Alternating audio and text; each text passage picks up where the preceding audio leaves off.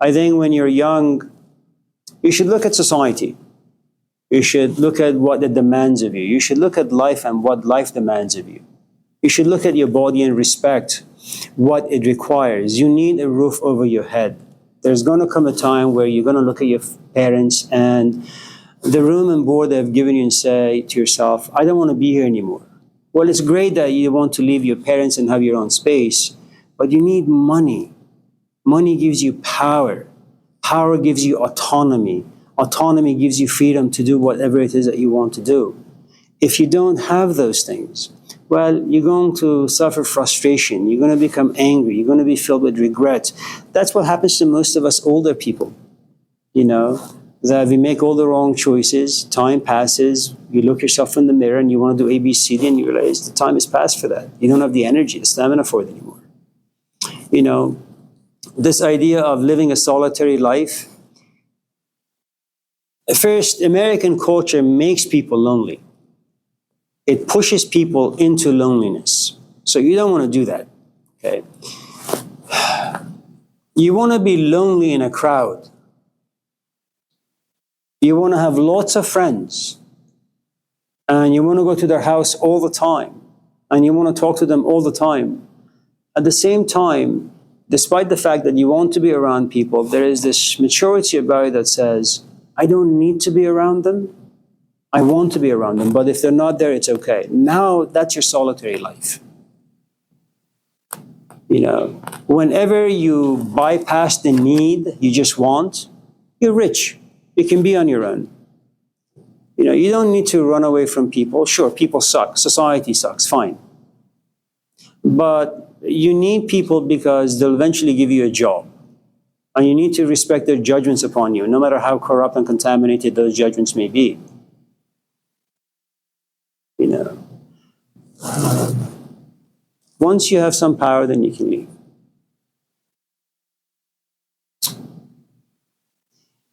I think when you walk around Oakland or drive around Oakland and you see all these tents, some of those people, let's just say, very much like you and I, they desired freedom, they desired autonomy, they desired creativity at the wrong stage in their life. You know, and one day they woke up and they realized they want to make a life for themselves, but they just don't have anything. They have no friends, they got no parents. Some are tough luck, fine. You know, I think everything has its own seasons. Read The Wasteland by T.S. Eliot. You know, Wasteland. Yeah. T.S. Eliot.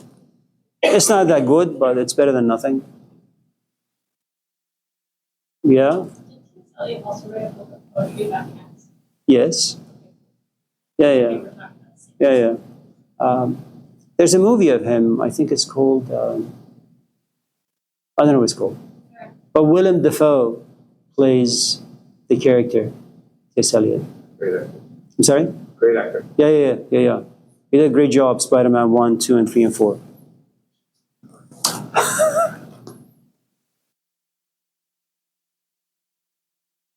Abi?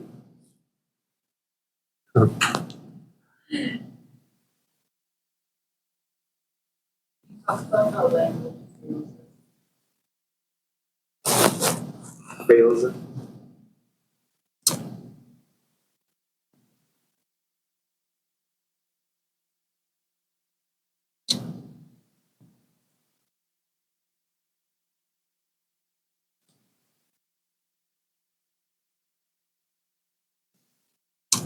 If you ask me, Amir, I want to come to your office and talk about some of my assignments. Can you tell me where your location is? I'll say, okay, when the class is over, open the door, turn to your right, another right, then left, then right, then left. Get to this tall, ugly building called the tower, get on the elevator, push the button on the top, read the numbers, 4th floor. And then when the door opens, look for room 402. Knock on the door a couple times and whisper, it's Abi. And then I'll open the door. Language has not failed us. It's very clear, it's very articulate, it's very coherent. It gives you a great map You know, you ask a question and you're well nourished now, and you follow the direction given to you through language, and lo and behold, you're in the office. Now, let's say you come to the office, and the truth is you didn't really want to talk about assignments. Forgive me. You wanted to talk about, all of a sudden, either you or someone very close to you having stage 4 cancer, and you want to talk about that. And you open your mouth, but all of a sudden you begin to cry. And sure, part of it has to do with the fact that you're not like a nurse who has been exposed to people, with stage 4 cancer all the time, and your skin is now tough. You know exactly what people go through. You know exactly what language you should use to calm people, to heal people. But you're not there yet. You're a novice. It's your first time being exposed to this particular disease that will eventually kill someone. If not yourself, someone very close to you. And you realize the emotions are so intense that language is not the proper vehicle to contain the emotions, so you break down. Sometimes you're very tough, you hold the tears back, but as you try to use language, it becomes very convoluted. You begin to mumble, and in the end you say, I'm really, really sorry, I know I'm not making any sense. I think the less experience you have in any walk of life, the more language is going to fail you. The more experience you have, and the more you've reflected on the experience. And that's one of the nice things that journaling or writing, not so much journaling because your book is your therapist, that maybe it is, doesn't really matter. The more you can play with words, and the more you can understand their function, and the more you can kind of express your ideas and emotions in words, after 10, 15, 20, 30, 40, 50 years, then you can use language to your advantage. Now, there are certain parts of you that I think language will fail unless you do poetry. That's where the creative arts come in. I always go back to Guernica, or I always go back to The Scream by Edvard Munch. How do you express loneliness? How do you express living in a society that has become so uncaring and so callous? How do you express that people will laugh in your face when you express to them how much pain you're in? Well, the Bible has done so, Quran has done so, the Rig Veda has done so, the Dhammapada has done so, about human ignorance and how you need wisdom to combat ignorance. But it's just too much, and it's too much work. And I'm just a talented painter, artist. So the best thing I can do, really, is grab myself a blank sheet of paper and just paint, the Scream. I live in this room with 50 people. آتش است این بانگ نایون نیست باد. That you ask me a question, and I'm not just stringing words together. I'm putting together my history, which is filled with pain and disappointment. Some victories here and there. The fact that I'm getting a bit older and death is approaching me. The fact that as you get older, you get sicker. And the fact that you want the best for your students, but the truth is, no one can be forced to learn. And so it's a very pathetic and to some extent even disgusting attempt to bring forth something that can be brought forth. And so ultimately you resort to a couple of lines of poetry. درد بر من ریز و درمانم مکن چون که درد تو ز درمان خوشتر است. It seems that when I'm in pain, I can write poetry. When the pain goes away, I'm just stupid. So give me pain. And it takes a long time, because pain is not something that goes well with the human organism. And you must ultimately, I think, become profoundly intimate with pain and like it, because despite all the difficulties it creates in your life, it also makes you an artist.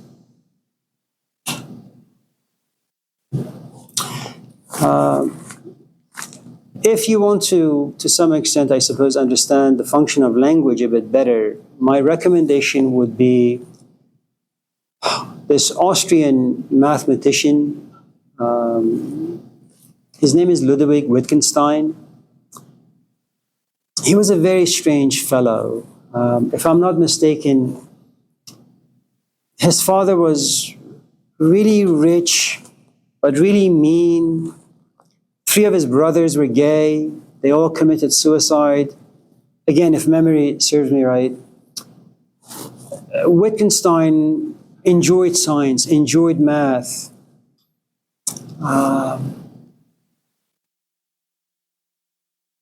He could whistle an entire score written by Beethoven, but he was never really a good musician.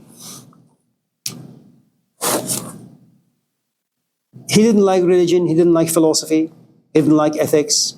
He said, the only thing I want to do with my life is examine language, because it's language that keeps you hostage. You want to fly, you want to express yourself, you want to be visible, but you realize language always fails you, and you realize that when you use language, other people fail you in understanding what you're saying. And he said the only thing that people should really, really focus on is logic.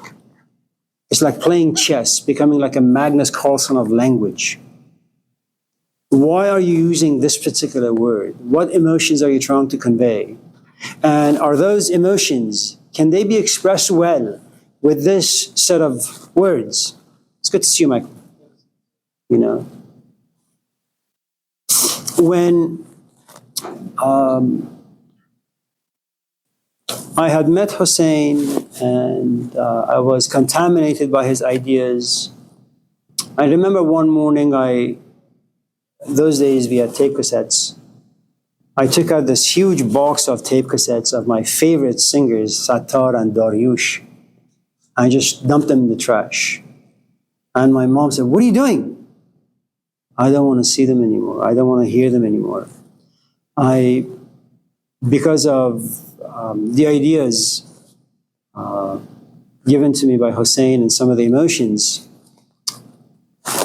I realized that these old singers, these pop singers, were no longer doing it for me. And I found them to kind of pollute my soul.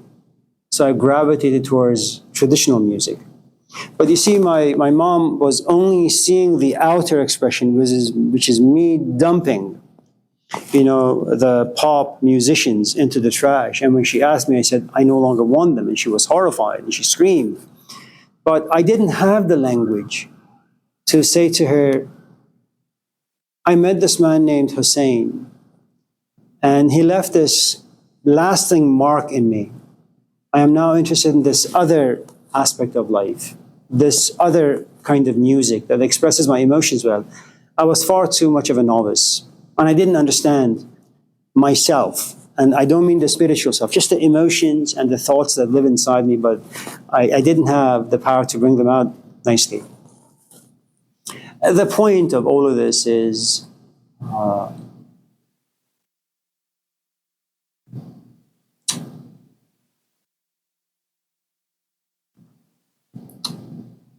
so let's categorize language in 3 ways. And I may be wrong. One function of language is just the gossip of the day. Amir is sick. Amir is back. Amir is awful. It makes the day go by. And it's fun. And if you don't know the art of gossiping, you're not going to have a good marriage. You're not going to have good friendships. If your husband comes home and says, how do I look? Make the conversation last until midnight. Otherwise boredom will set in. You're going to look at the relationship and say, what am I doing here? Gossip. That's one function of language. The other function of language is you become a student of something. And you use language to find someone who's proficient who can teach you the art that you're looking for. If you want to be a pianist, you get on your phone and say, I want to learn how to play the piano. How much do you charge? How often do I need to practice? How much is the piano? The other function of language is it's there to teach. So as a student, language has a very, very specific function. As a teacher, language has a very, very specific function. As a gossiper, language has a very, very specific function. Okay? Now, the problem living in society and having a bunch of friends is these three worlds begin to kind of mesh together in a very disharmonious way. So you're a gossiper, you go to a party, but there is a student of, say, piano, and they want to talk about piano, but you take it as gossip. So you entertain the would-be pianist. And because a student understands, and to some extent feels, they use their spidey senses, they know that they're not being taken seriously. A gossiper looks at the would-be pianist, the language don't mesh well. Okay? So the gossiper begins to offend the would-be pianist without really knowing. And after a while, the student, the would-be pianist, looks at the gossiper and says, please don't talk to me. I know you're not a pianist. I know you're not creative. I know you're not an artist. Just don't talk to me. In fact, move you behind to some other location. I don't want to be around you. Now, sometimes a novice teacher, for example, finds him or herself amongst gossipers. And someone raises their hand and says, what is the meaning of life? A novice teacher says, oh, a worthy student. As the novice teacher begins to kind of unravel, decode some of the, let's just say, the mysteries, the gossiper begins to laugh. And then the teacher looks at the gossiper and says, F you. Supposedly. So, knowing the time, knowing the place, knowing the space, knowing the people around you, they all give you clues as to what sort of language you should use. If you want to know someone who's very proficient, well, not really, but nevertheless, read the Gospel of Mark, for example. When he's with kids, he tells them stories. When he's with the rabbis, he tells them stories that they understand, it comes from the Talmud. When it comes with him hanging out with people, he tells them stories that relate to their occupation, so that they could maybe decode some of the symbolism in the stories. It's good to be a one-size-fits-all. It's good to be someone who's very profound, at the same time understand the different levels and stages where people live at or are at. And so you give to people what they can afford, what they can take.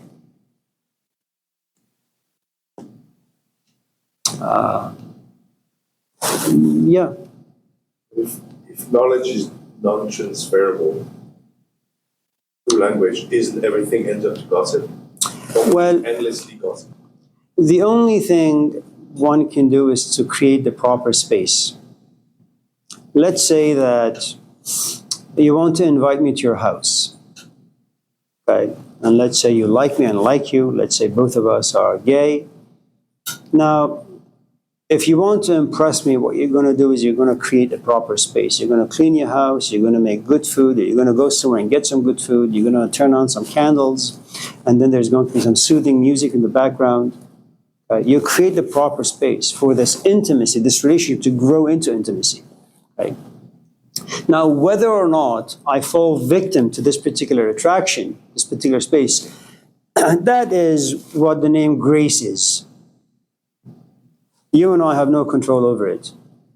I can create the best space in this classroom. Whether or not you get it, it's really not up to me. And no one can do this. I think the best teachers, the only thing they can do is they can create the best physical, emotional, and intellectual space. There isn't much else that can be done. You either get it or you don't. One of the best, I think, there are many, many movies out there. What was that movie that came out some time ago? Crouching Tiger, Hidden Dragon? Crouching. Crouching, yeah. Not crouching, you're right. And so you have, I think her name is Jade Fox. You know, it's late at night. She all of a sudden appears and she wants to like kill the father and the daughter and this other guard. And the master all of a sudden shows up. And he looks at this woman and says, "You have read well, but you haven't mastered, you know, this particular craft, this particular art." And the woman says, "Yes, well, your teacher slept with me, but he didn't tell me the secrets of Wudan." And the truth is, it doesn't matter who the teacher is, and it doesn't to some extent matter who the student is. We have no idea how transmission takes place. We have no idea how all of a sudden transmission turns into wisdom. It really, for the most part, is a shot in the dark. Is that why language always fails us? Well, life, it just is a complete failure. And language is part of it. There we go. You're welcome.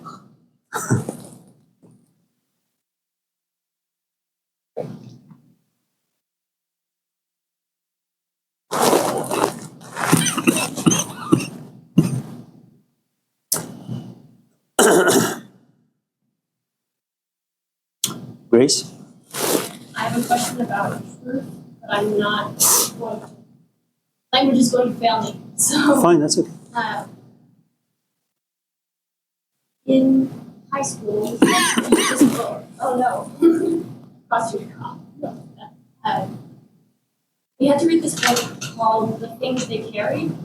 And it was a book in which truth was discussed because the stories that were in the book weren't true, as in they couldn't have really actually happened, but they were true in that they conveyed the feelings of the author in the most accurate way. So I think where I'm going is, what do you think about that?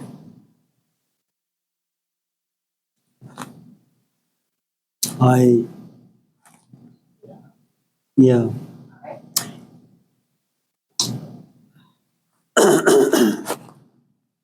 Ask Grace a question.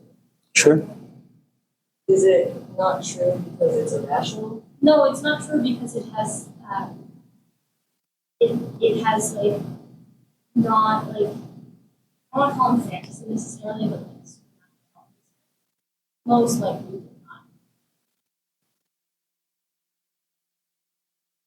But also who's to say?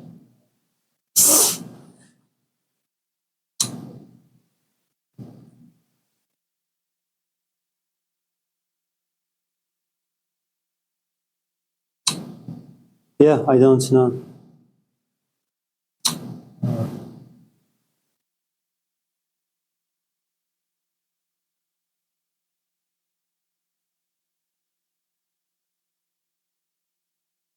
Can I ask you maybe a worse question? Sure, Grace. Can you draw a crouching tiger? No, Grace.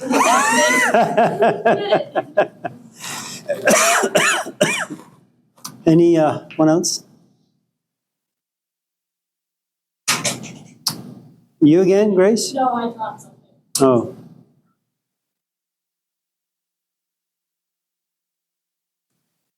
I got something always. Sure. When you talked about the gossipers and the language of the teacher, is there a hierarchy? You said three, but I grasped only two, I guess. Maybe I missed the third one. Anyway, is there a hierarchy or one that is better or more significant, or is gossiping okay, I guess? Or is it just a feeling of the space? When I was very young, I, like maybe 6 or 7, I ended up in the hospital for about 2 months. And in the hospital, I learned how to play chess. And I became really, really good. And then I played in tournaments, certain parts of Iran. Didn't get very far, but nevertheless.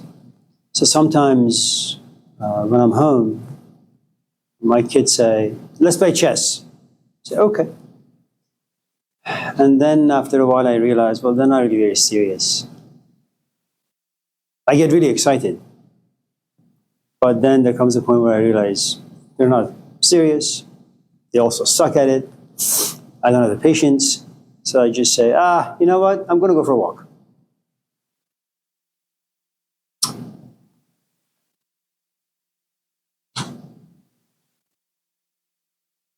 I like chess.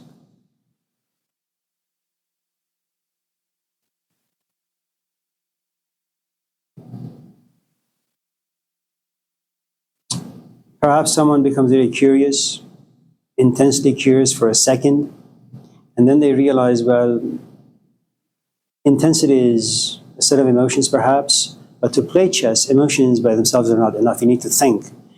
You need to look at the moves, you need to look at your opponent's moves, you need to look ahead at least 20, 30, 40, 50 moves. And that just takes too much energy. And all of a sudden you say, no, I thought this is going to be fun, but it's not. And then you give up. And that's usually what happens with good teachers and students. You're inspired through emotions, and then the teacher demands responsibility, thinking, reflecting, seriousness, and then it becomes difficult. And then you slowly become a bit more casual, and that's when things part ways. But I think all in all, you gotta just give everything a shot and see where it goes. There is, anyways, yeah. Let's move on. Is there? Zain, Kenny, Jamie, Ali.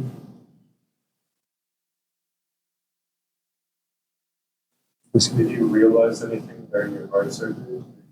No, No? You didn't have like a awakening? no, I didn't have an awakening.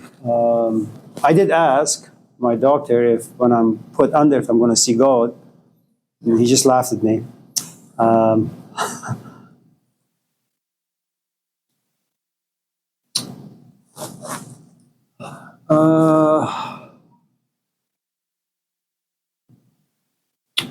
I think I have gained a bit more respect for my body and how fragile it is. And it's something that you can read a lot of books about it, and you can talk to a lot of people about it. Parents who care for you can kind of talk about this particular truth, but you just won't get it. I mean, that's one of the difficulties of just being human.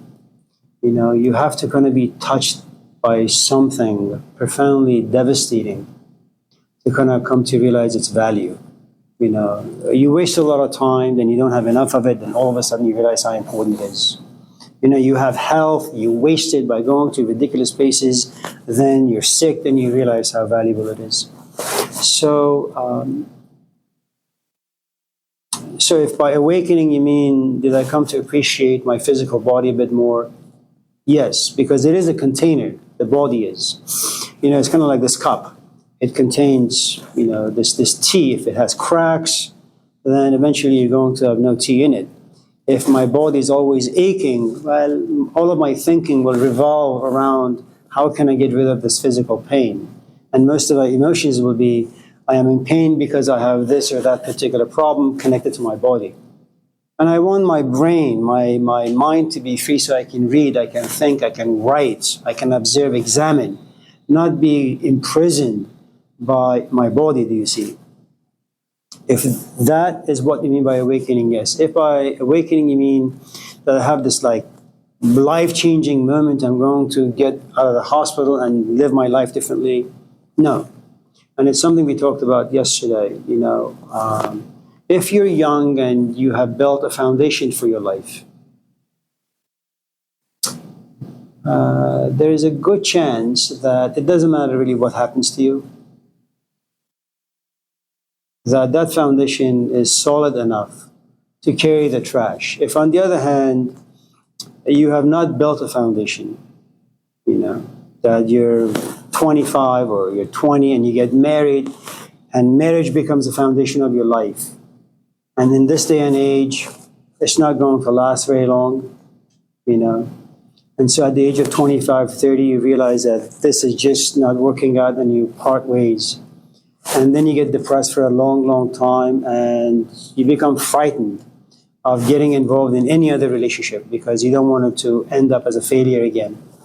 And that becomes now the foundation of your life, you know, where the foundation is so badly cracked that no relationship can survive it.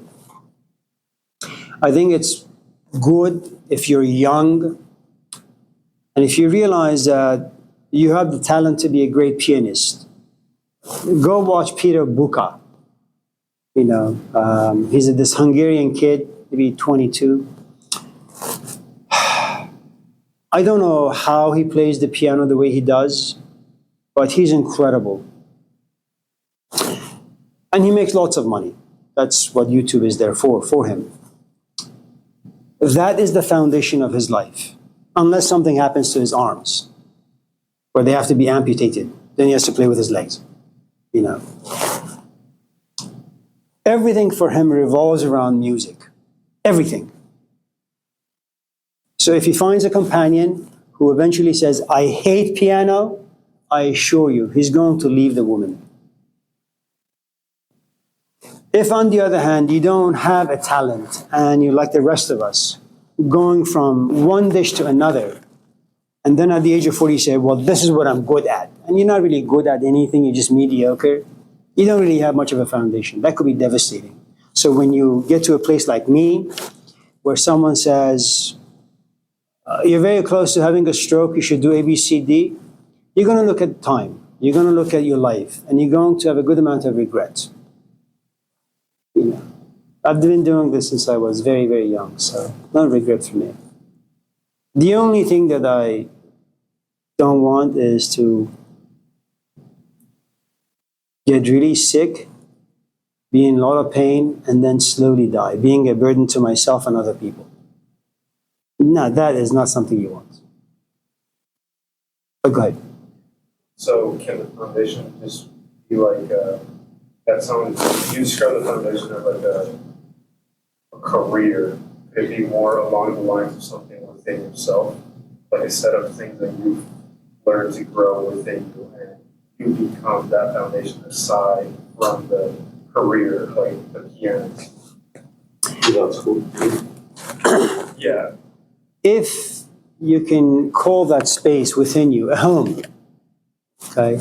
It's like you want to go to Santa Cruz for a couple of days, but you leave your home and you stay in a couple of motels, okay? You know eventually you're going to come back to Oakland and your place is going to be there. It's waiting for you. If you have found a space inside you that's mature, that's solid, and out of that there's a good amount of creativity that oozes out once in a while, you can go into life and you can get messy in life and you can be brutalized by life. But you know that there is always this space you can go to and write poetry. You could paint, you could play piano, you know. If you have found that space, and that space usually takes a while, unless, again, you're like a genius, you know. If there is something you can go back to, and going back to that thing sustains you, you're very, very, very, very lucky. If, on the other hand, there is no place to go, then it's going to be difficult. You know, I think one of the nice things about, say, one of the lessons in all these religious traditions, and they say the same thing in different ways, all of life is suffering.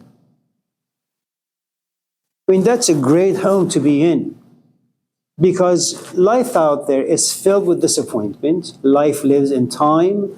Time oxidizes everything, which means that eventually you're going to look at the thing that inspired you and say, yuck.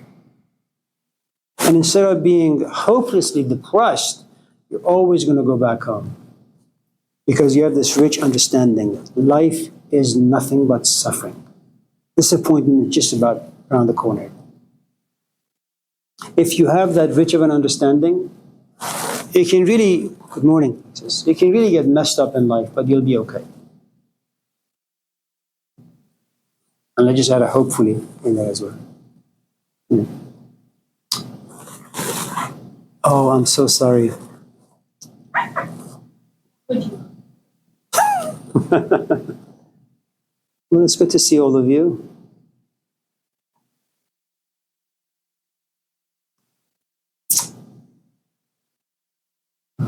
Take care of yourselves. You too.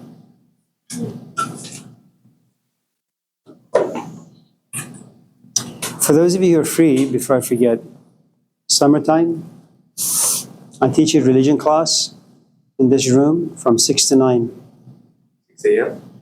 p.m. Oh my god, it's 6 a.m. Did you see the Rafael, He's like, what is wrong with you? nothing. I don't know. what day of the week? It's Monday, Tuesday, and Wednesday nights. I know for some of you, 3 nights in a row is a bit too much. So if you have problems with 3 nights in a row, just come and talk to me. And we can make a deal, you know. You give me $20 and it'll just be 2 nights a week. I'm just kidding, yeah. Are you teaching any classes in person next semester? Or is it online?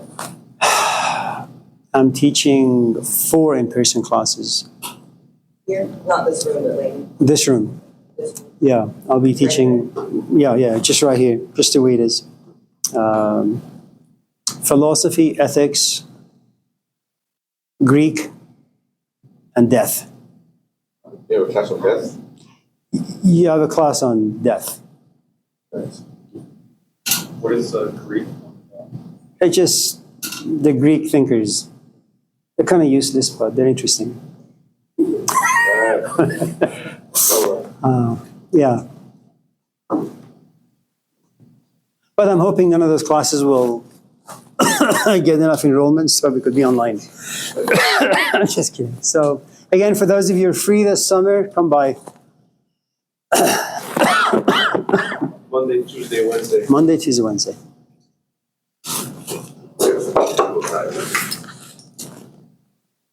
Thank you.